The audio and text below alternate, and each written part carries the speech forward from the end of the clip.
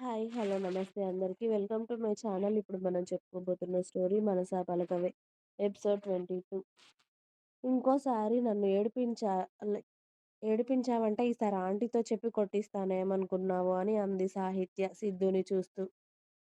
అబ్బో అన్న లుక్కు ఒకటి విసిరాడు సిద్ధు. సిద్ధు చూపులకి మూతి తిప్పుకొని ఇక ఆ రోజంతా కూడా హితా త్రివేణి గారితో ముచ్చట్లు పెట్టుకుంటూ డిన్నర్ కూడా అక్కడే చేసేసింది సాహిత్య. సాయంత్రం 8 గంటలవుతూ ఉండడంతో ఓకే ఆంటీ ఇక నేను వెళ్తాను. అమ్మమ్మ, తాతయ్య నా కోసం చూస్తూ ఉంటారు అని అంది సాహిత్య. అలాగే తల్లి. అప్పుడప్పుడు వస్తూ ఉండు. ఇది కూడా నీ ఇల్లే అనుకో సరేనా? అస్సలు మొహమాట పడొద్దు. మేం కాలేజ్‌కి వెళ్ళినా హితా, సిద్ధు ఎవరో ఒకరు ఉంటారు. నీ ఇష్టం వచ్చినప్పుడు రావచ్చు. సరేనా?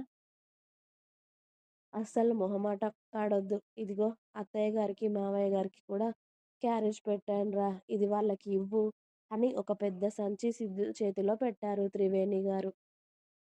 అలాగే ఆంటీ. Bye aunty. వెళ్ళొస్తాను. Uncle bye. హితా బాయ్. వెళ్ళొస్తాను. ఫ్రీగా ఉన్నప్పుడు కాల్ చేస్తాను. ఇంటికొచ్చేయి. బాయ్ అని చెప్పేసి హితని హగ్ చేసుకొని వెళ్ళి సిద్ధు బైక్ వెనకాల కూర్చుంది సాహిత్య.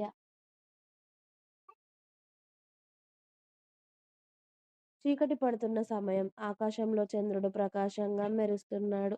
అతని వెలుగులో చుట్టూ ఉన్న పరిసరాలు వెన్నెల కాంతితో నిండిపోయాయి. ఆ ప్రకాశం ఒక శీతల స్పర్శలా భూమిని కమ్మేసింది. ప్రకృతిలో ఆ వాతావరణం ఎంతో శాంతి మరియు నిశ్శబ్దంలో నిండి ఉంది. మృదువుగా వీచే గాలి ఆకులు, చెట్లను ఊగిస్తోంది. వెన్నెలలో చెట్ల నీడలు సుదీర్ఘంగా విచిత్రంగా కనిపిస్తున్నాయి.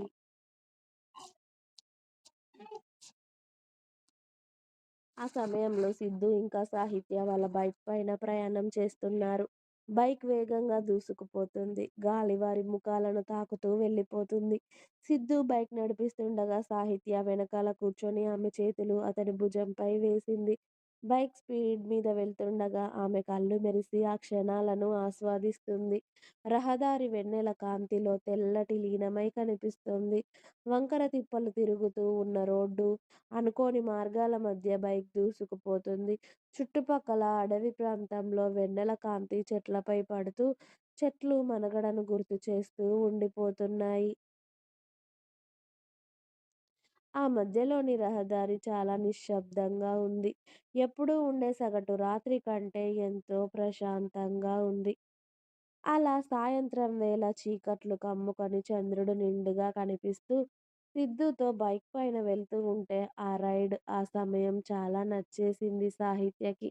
ఆ మూమెంట్‌ని ఆమె మనసారా ఫీల్ అవుతూ ఉండగా సిద్ధు బైక్ సాహిత్య వాళ్ళ ఇంటి వైపు కాకుండా వేరే వైపు వెళ్ళడంతో నన్ను కిడ్నాప్ చేస్తున్నావా ఏంటి?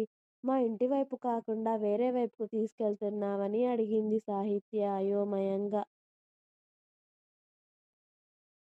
ఆమె అడిగిన ప్రశ్నకి సిద్ధు, నీ మొహం నిన్ను కిడ్నాప్ చేయాలి అంటే వాడికి ఎంత గట్స్ ఉండాలో తెలుసా? నిన్ను కిడ్నాప్ చేసి నిమిషం కూడా వాడు నిన్ను వాడి ఇంట్లో ఉంచుకోడు తెలుసా? మళ్ళీ వాడే రిటర్న్ డబ్బులిచ్చి నిన్ను మీ ఇంట్లో దించి పడేసి వెళ్ళిపోతాడు. నిన్ను కిడ్నాప్ చేసి ఎవడు భరిస్తాడనుకున్నావు అన్నాడు సిద్ధు వెటకారంగా. అంతే. సిద్ధు మాటలకి అతడి భుజాలపై 2 చేతులతో కొడుతూ, నేనంటే నీకెందుకంత వెటకారం? ఎప్పుడూ నన్నేడిపిస్తూనే ఉంటావు. ఉండు నీ సంగతి మా డ్యాడీకి, మా అన్నయ్యలకి చెప్తే అప్పుడు చెప్తారు వాళ్ళు నీ సంగతి. మా వాళ్ళ గురించి నీకింకా తెలియదు ఏమనుకున్నావో. మా వాళ్ళు పెద్ద రౌడీలు తెలుసా? అని అంది సాహిత్య వాళ్ళ అన్నల గురించి గొప్పగా చెప్పుకుంటూ. అవునవును. మీ అన్నల గురించి బుక్‌లో రాస్తున్నారంట కదా! పెద్ద రౌడీలు అని. అదే వింటూ ఉన్నా ఈ మధ్య కాలంలో నేను కూడా. ఇప్పుడు నువ్వు చెప్తున్నావు కదా! మళ్ళీ నువ్వు చెప్తుంటే విన్నాను అన్నాడు సిద్ధు వెటకారానికి కామెడీ మిక్స్ చేసి మరి. ఎహె! పో నేను నీతో మాట్లాడను. ఇదిగో కిడ్నాప్ చేస్తే చేశావు కానీ ఏదైనా మంచి ప్లేస్‌కి తీసుకెళ్ళవా? నాకైతే ఈ రాష్ట్రం, దేశాన్ని దాటి వెళ్ళిపోవాలి అని ఉంది. ఒకవేళ నువ్వు నన్ను కిడ్నాప్ చేస్తే మాత్రం మా వాళ్ళందరికీ దూరంగా తీసుకెళ్ళిపో సిద్ధు. నాకు వీళ్ళందరి మధ్య బతకాలని లేదు తెలుసా? ఒంటరిగా లైఫ్ లీడ్ చేయాలి అని ఉంది. అది కుదురుతుందా? కుదురుతుందంటావా బాబు అని అంది మెల్లిగా అతడి భుజంపై ఆమె తల వాల్చి. ఆమె మాటలు చాలా లోతుగా ఉండడంతో సిద్ధు ఇంకేం మాట్లాడకుండా ఓయ్! ఓ ఓయ్ పిచ్చి! నేనేం మాట్లాడుతున్నా? నువ్వెక్కడికి వెళ్ళిపోతున్నావు? ఇక్కడ దిగు అని బైక్ ఆపాడు సిద్ధు. అయ్యయ్యో! ఇక్కడే దింపేస్తున్నావా? నువ్వింకా నన్ను దేశాలు దాటించేస్తావని ఊహించుకున్నాను చూడు. నాది బుద్ధి తక్కువ అని సాహిత్య బైక్ దిగి చుట్టూ చూస్తూ ఇక్కడే ఉంది అని అడిగింది అయోమయంగా. అటు చూడు అని సిద్ధు సాహిత్య బుగ్గలు పట్టుకొని రోడ్డుకి అవతల వైపు చూపించేసరికి అక్కడ ఉన్న పానీపూరి బండి చూడగానే మన సాహిత్య పాప మొహం అక్కడ స్ట్రీట్ లైట్ కన్నా ఇంకా బీభత్సంగా వెలిగిపోతూ హాయ్! పానీపూరి తినిపించడానికి తీసుకొచ్చావా? Thank you Siddhu. Thank you so much అని సిద్ధూని అక్కడే వదిలేసి పాప రన్నింగ్ రేస్‌లో పార్టిసిపేట్ చేస్తున్నట్టు ఆ పానీపూరి బండి దగ్గరికి పరుగు తీసింది. ఓయ్ సాహి ఆగు బైక్సొస్తున్నాయి అని సిద్ధు అరుస్తూ ఉన్నా కూడా పట్టించుకోకుండా చక్కగా రోడ్డు దాటేసి ఆ బండి దగ్గరికి వెళ్లి నిల్చొని అతడి వైపు చూస్తూ ఉంది సాహిత్య నవ్వుతూ. దేవుడా! పానీపూరి ఇస్తే ఈ పిల్ల ఏమైనా చేసేలాగా ఉంది కదా!